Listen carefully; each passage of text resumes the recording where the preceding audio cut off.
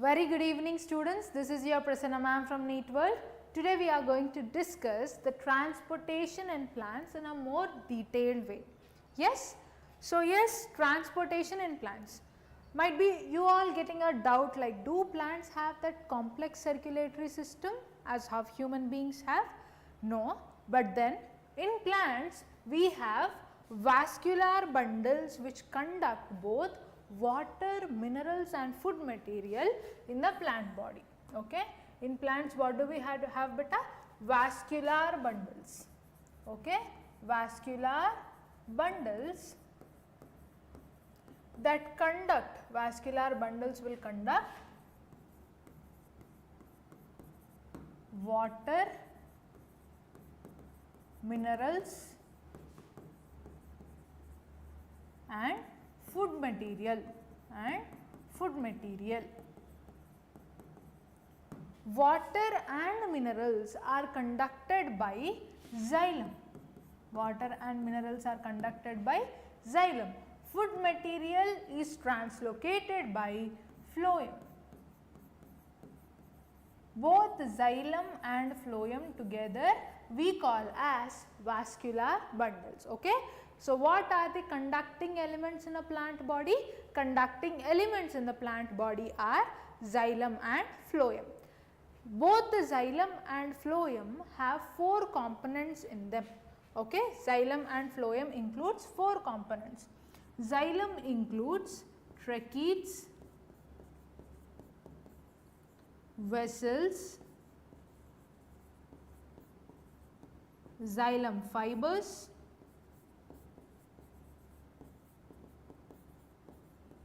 and xylem parenchyma. Xylem parenchyma. In angiosperms, that is in matured plants, in advanced plants, xylem has all the 4 components. And if you take phloem, phloem also includes 4 components like sieve tubes, companion cells,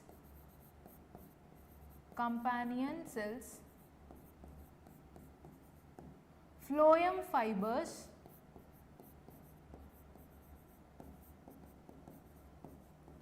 and phloem parenchyma.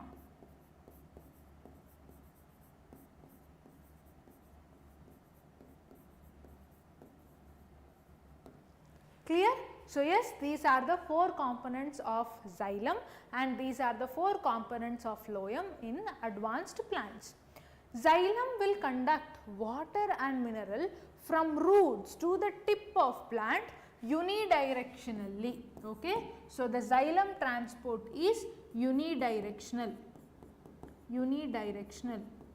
That is in a single direction from roots to the tip of the plant. It is from roots to tip of the plant.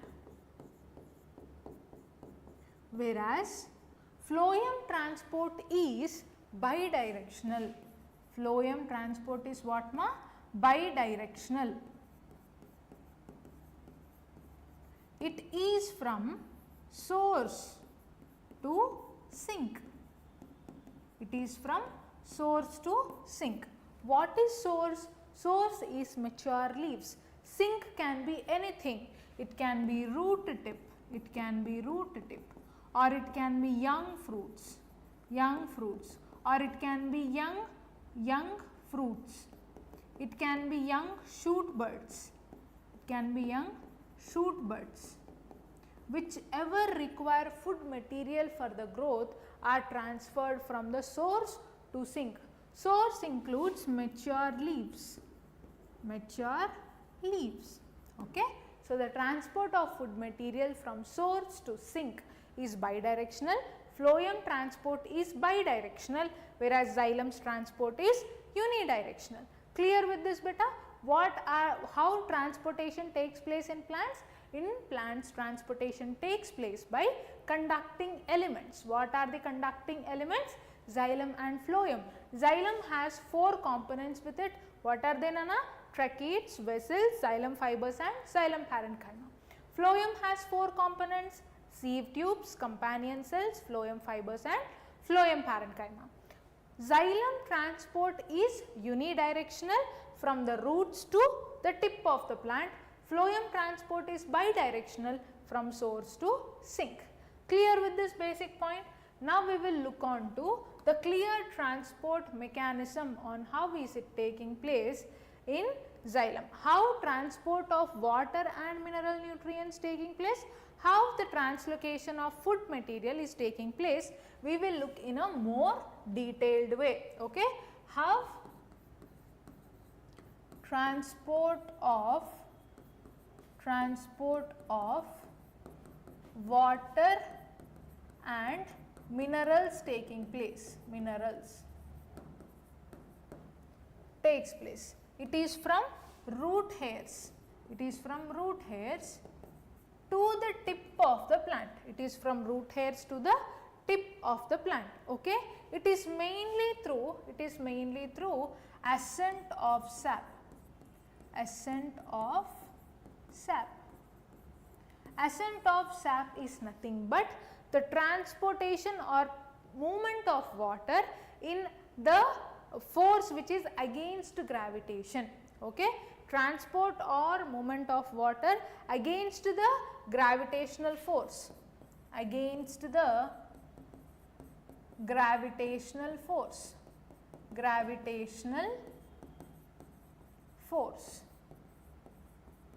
Okay?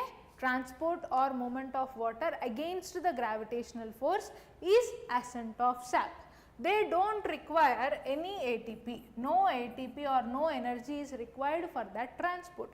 Firstly, initially you have to understand how water and mineral nutrients are absorbed by the root hairs from the soil. Okay? How water and mineral nutrients are absorbed by the root hairs from the soil.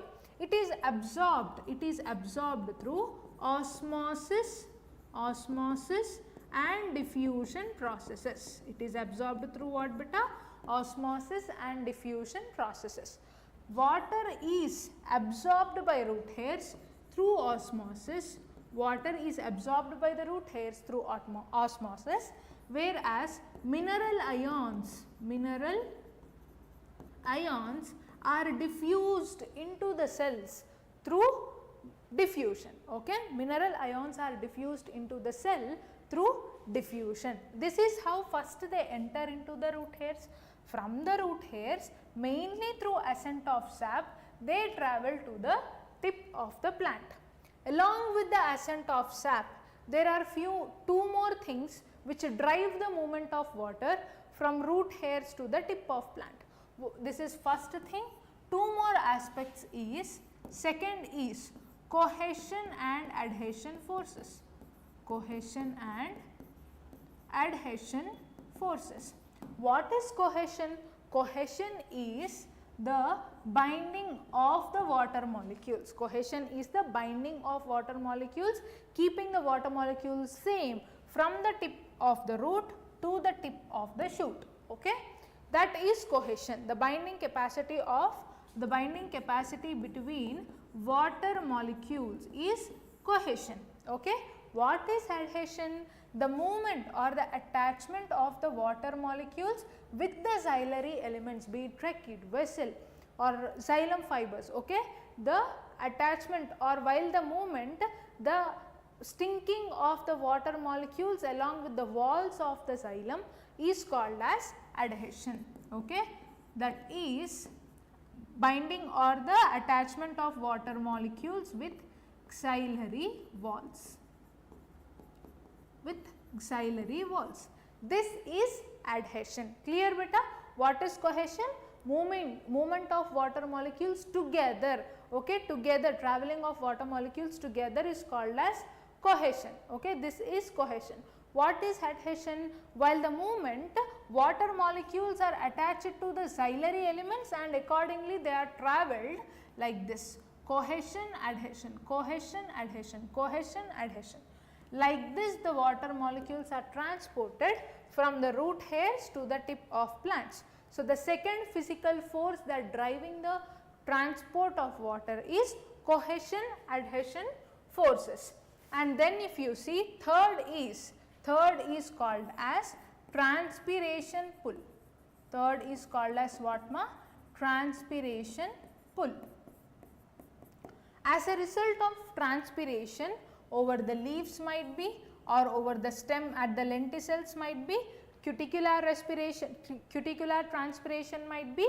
Transpiration is release of water molecule. Water molecules evaporating from the surface of the leaf is transpiration. As a result of transpiration, the water is pulled from the root hairs to the tip of the plant. So, transpiration pull is the main driving force for the transport of water.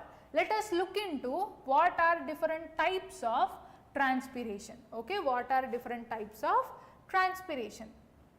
Transpiration is of three types, ma. Transpiration is of three types. What are three different types of transpiration? Transpiration is of three types, which includes first is cuticular transpiration, second is stomatal transpiration, third is lenticular transpiration. Third is what ma? Lenticular transpiration. Cuticular transpiration. Cuticle is nothing but the waxy coating over the surface of leaf or over the surface of stem. That waxy coating is called as cuticle. Cuticle is nothing but the waxy coat over the surface of leaves or shoot. The transpiration through the cuticle is minimal. Okay, transpiration through the cuticle is very minimal. When it comes to stomatal transpiration, the stomata which is present in the epidermis of the leaf, the stomata which is present on the epidermis of the leaf, through that stomata water molecules will be evaporated to the atmosphere. So, that stomatal transpiration is around 10%. Okay, through stomatal transpiration water movement will be around 10%. Okay, and then lenticular transpiration. Okay, lenticular transpiration, this is minimal but little more when compared to cuticular transpiration. When it is lenticular transpiration, lenticels are present over the surface of the epidermis. Epidermis of stem will have lenticels which will conduct lenticular transpiration. Okay, through lenticular transpiration it is around 10%, sorry, through stomatal transpiration it is around 70%. Okay, so more percent of transpiration is through stomata, and then it is through lenticels, and last it is through cuticular transpiration. So, this as a result of this transpiration, water is being pulled from the ground. Okay, that is called as transpiration pull. That is called as what ma? Transpiration pull. Fine. This is the important driving force for transport of water and minerals in the plant. I hope you understood what are the three different types of transpiration beta: cuticular transpiration, stomatal transpiration and lenticular transpiration. Very minimal transpiration is conducted through cuticular transpiration, that is through cuticle. Little advanced, like little more transpiration is conducted through lenticels, and high transpiration is through stomata. Clear? And all together they will drive the force of water from the, they will pull the water from the root hairs to the tip of the plant, that is transpiration pull. And along with transpiration pull, what are the other two driving forces? One is ascent of sap. Second is what ma? Cohesion adhesion forces. Second is cohesion adhesion forces.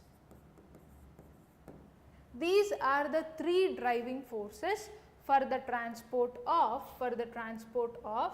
water. These are the three driving forces for the transport of water. Clear beta? Is that clear with respect to transport of water and minerals? Once we will look into it more keenly. Okay? As we have discussed, xylem has 4 components. What are they? Tracheids, vessels, xylem fibers and xylem parenchyma. So, if you look into these components, vessels are long and elongated and they are cylindrical, long and elongated. Okay? They have perforation plates. Okay?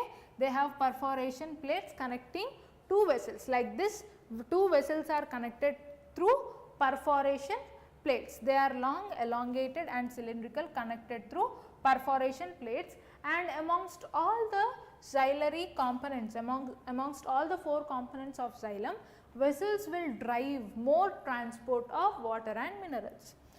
Tracheids. Tracheids are long spindle fibers and they have tapering ends.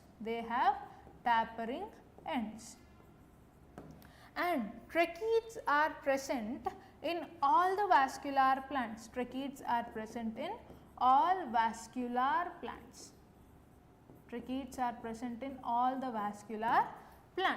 Clear? Vessels are present only in the advanced plants like angiosperms. Do remember that, ma. Vessels are present in only advanced plants like angiosperms. Okay? And when it comes to xylem fibers are also having strong lignified cell walls.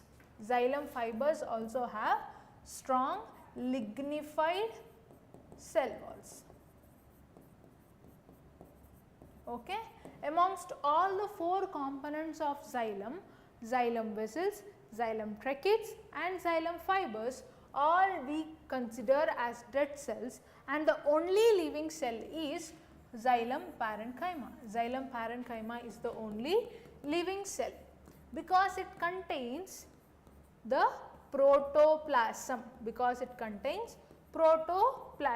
What is protoplasm, ma? A cell with a cell membrane, nucleus and cellular constituents or cellular components is called as protoplasm. That is present only in xylem parenchyma, and xylem parenchyma is mostly involved in the storage of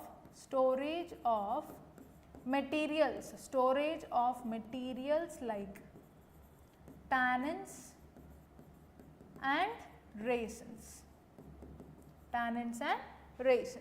Clear?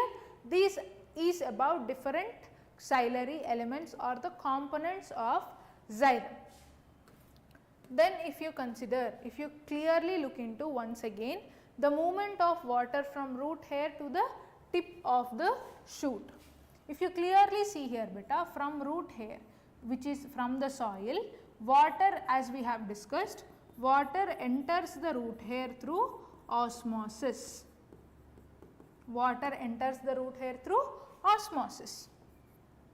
And one more, that is mineral ions. Mineral ions through diffusion. What, Nana? Diffusion. From root hairs, it then enters to the root cortex region, cortical region, and then to endodermis. From endodermis, it enters to xylem. Okay, it enters to what? Xylem. In xylem, you have, as we have discussed, 4 components are involved for the translocation of water. Most active part of the xylem component is vessel. This will translocate water to the tip of the plant. This is how the movement is seen.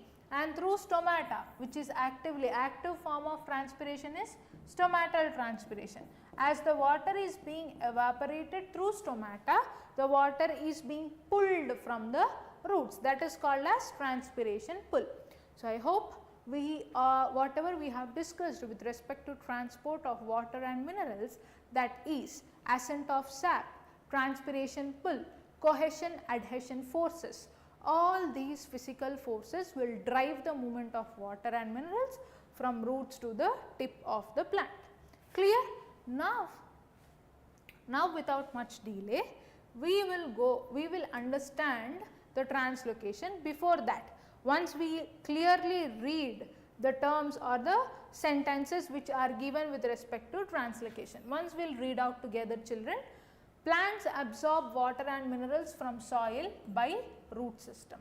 Root hairs present in the roots will facilitate the absorption of water and minerals, water through osmosis, mineral ions through diffusion. The absorbed water and minerals has to be transported from roots to all the parts of the plant. Similarly, the food is prepared by what? Photosynthesis, has to be transported to various parts, right? The transport in plants is carried out by xylem and phloem, this we know. So, that transport of food material, whichever is prepared by the process of photosynthesis, which has to be transported to various parts, that transportation of food material is called as translocation. It is called as translocation. Transportation of food materials is called as translocation.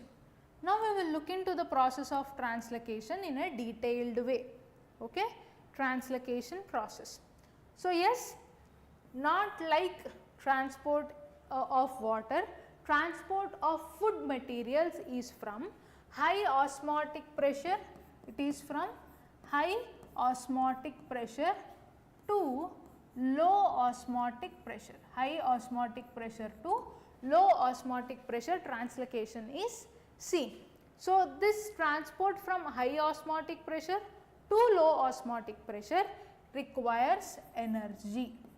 This requires energy in the form of ATP. So, this is a active transport. This is what ma? Active transport. And you have to know one more thing, beta. At the end of photosynthesis, if we see at the end of photosynthesis, at the end of photosynthesis, glucose is formed, okay. At the end of photosynthesis, what is formed? Glucose is formed. If you consider this as a cell and this as a chloroplast, inside chloroplast we have membranous sacs, right? What are they? Thylakoid, and stalk of this sac like structures are what ma? Grana. Two grana are connected by stroma lamellae. This and all we have learnt, no? And the fluid filled space in the chloroplast is called as stroma. Fluid filled space is what ma? Stroma. Glucose is stored inside the stroma, okay. Glucose is formed where? Inside the stroma glucose is formed, okay.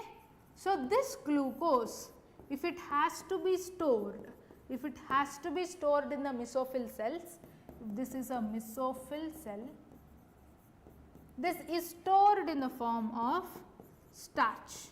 This is stored in the form of what, beta? Starch. If glucose has to be translocated, if glucose, this material has to be transported, or for translocation, glucose is translocated in the form of sucrose, okay.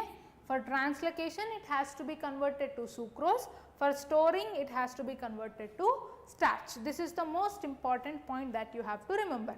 So, sucrose is transported from source to sink, from source to sink, that is from high osmotic pressure to low osmotic pressure by consuming the energy.